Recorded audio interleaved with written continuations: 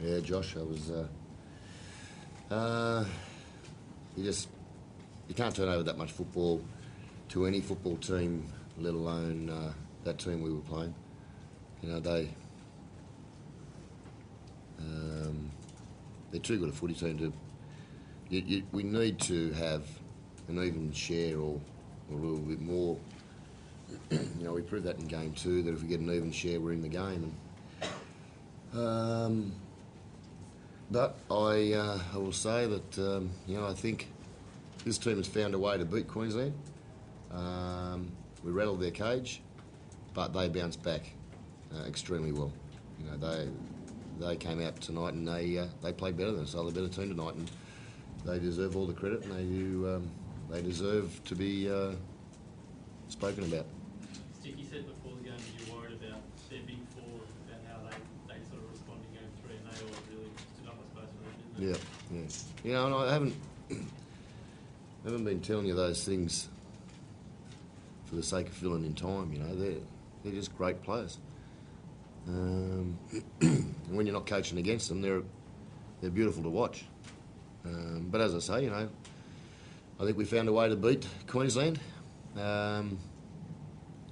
But the most simple stat in the game in regards to possession, we have to be better at that. And you know, I spoke to people yesterday, and we were just discussing football. And the start of the game was going to be so important for us because I knew the attitude Queensland would be turned up with in regards to wanting to try and blow us away early. We did everything we possibly could to help them do that. You know, to their credit, the players, it could have been all. You know, if they didn't have the attitude and defence that they got, it could have been a lot more at half time. But their will to, desire to hang in the fight, and I think just their passion for the result got us back to a score line that we were confident at half time that we could, if we had an even end or more amount of football, we might have won. Or we could have scored some tries to win. You know, we scored enough points today to win. We just didn't have enough football. But as I say, please don't get me wrong. Hats off to what Mel and his players have done. When you got those 2 tries late in the first half, were you confident they could come back like they did in Sydney? Yes. Another try after yeah, half no, I was confident because of the quality of the team. You know, it's I'm really disappointed that we didn't play well. I'm really disappointed for the boys because you don't deserve to win. You don't deserve anything in Origin. You have to fight for it, and you have to be the best at all the little things, and we weren't tonight. All the little things in a game of football are so important in Origin. We just kept compounding errors on errors on errors in the first half. I think we had 4 line dropouts. And you just can't give JT and Billy and Darren and those blokes. You just can't give them that ball. But as I say, you know, they bounced back very well from Sydney. Do you put that down to how good they are, or you know, I suppose errors, or? Well, we know they're good, Yeah. don't we? I mean, but they force those dropouts, those mistakes. Mate, there was a lot of things in that first 15-20 minute period. If we had been a little bit smarter and better at, it could have been anything. It could have been, when I say anything, it could have been a lot more even. You know, the message was before the game, we have to start well. We've got to get to the grind of the game, and we've got to be both on the front foot. You know, we've got to both get into the grind, because I know these players can handle the grind of Origin now.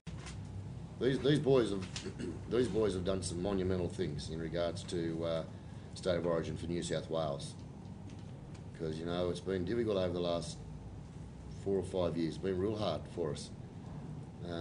But you know, I think we had Queensland nervous. Respectfully, I'm not trying to be discrediting what they've done, Queensland. But at the start of this series, we're on 5-5, and they were very dominant. And I think these boys have pulled back a lot of respect for their state. I think they've done an enormous job through their energy and attitude for Origin football, but also New South Wales. I mean, given the progress that you say that these guys have made, how excited are you to get back and do it again?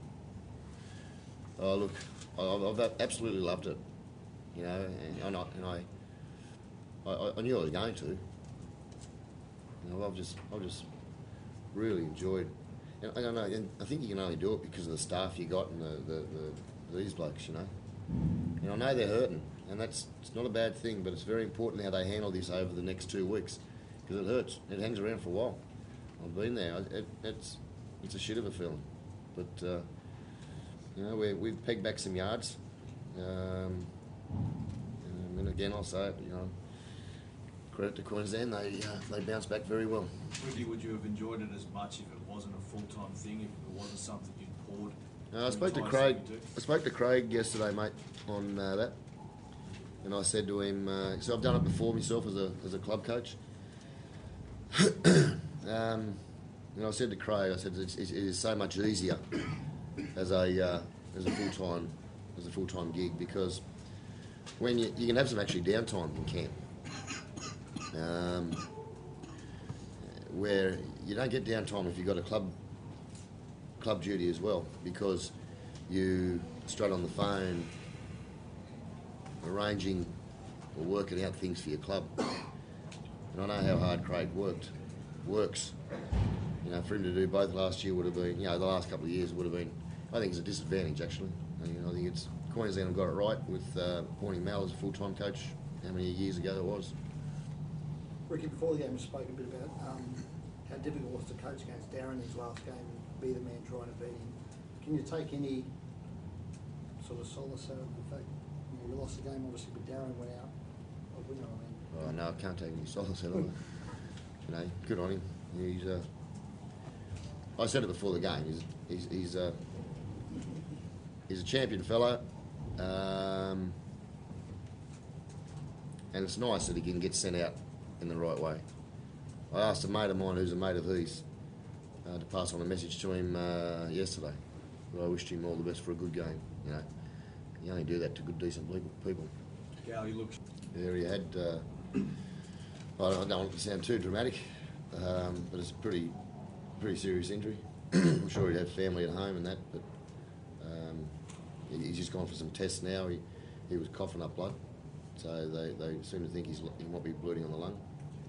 But he's not in any danger, obviously. And if that message gets home to his family, I think Simone might be here. Is it Simone? Yeah, so he's just gone for tests now, but he's in good care. So. How disruptive was the preparation?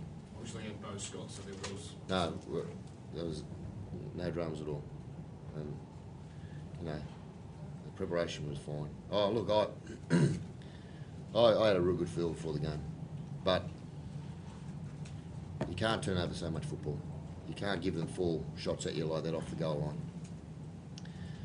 And there were some little things you'd like to have, make a different choice or a different decision in that start of the game. We could have changed it, but we didn't. Yeah. But I tell you, it's very much a real education for a lot of these young boys. A lot of these guys have only played 3 or 4 Origin games, and we'll be better again. But I don't want to keep talking about us. It's not about us tonight, unfortunately. Ricky, what about Cameron Smith's challenge on Jared Hayne that led to the 8-point try? What was your view on that? That's Origin. Let it roll. And I'm not. I'll always protect my player. But let's not make it an issue. Let's not make him have to miss a club game of football. Let's just get on with it and line up again next year.